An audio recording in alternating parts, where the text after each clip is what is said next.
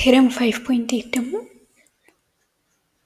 ስለ ሴሚ ሰርክል ውስጥ ኢንስክራይብ ስለተደረገ አንግል ይናገራል እና በመሰረቱ ይሄ የቴረም 5.6 ቀጣይ ነው እንደው ለየት ብሎ ስለወጣ ነው እና ምን ይላል? አን አንግል ኢንስክራይብድ ኢን ሴሚ ሰርክል ኢዝ ራይት አንግል ይላል እና ይህም በስዕል ስናየው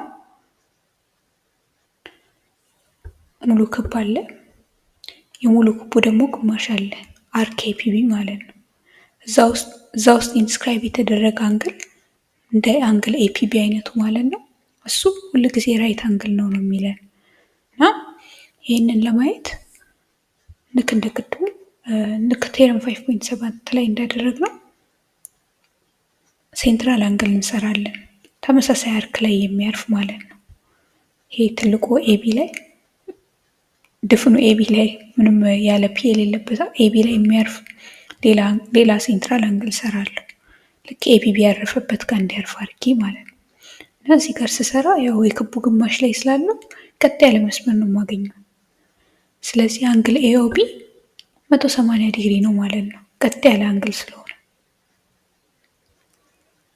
እና ቴረም 5.6 ደግሞ በነገረን መሰረት አንድ ሴንትራል አንግል እና አንድ ኢንስክራይብድ አንግል ኤኦቢ እና ኤፒቢ አንድ አይነት አርክ ላይ ካረፉ ኢንስክራይብድ አንግሉ ማለትም ኤፒቢ የሴንትራል አንግሉን ግማሽ ነው የሚሆነው ተብለናል እና ኤፒቢ የኤኦቢ ግማሽ ነው ማለት ነው።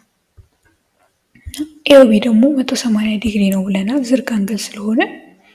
ስለዚህ ያ 180 ዲግሪ ግማሽ 90 ዲግሪ ይሰጠናል ማለት ነው። እዚህ የፈለግነው ጋር ደረስን ማለት ነው።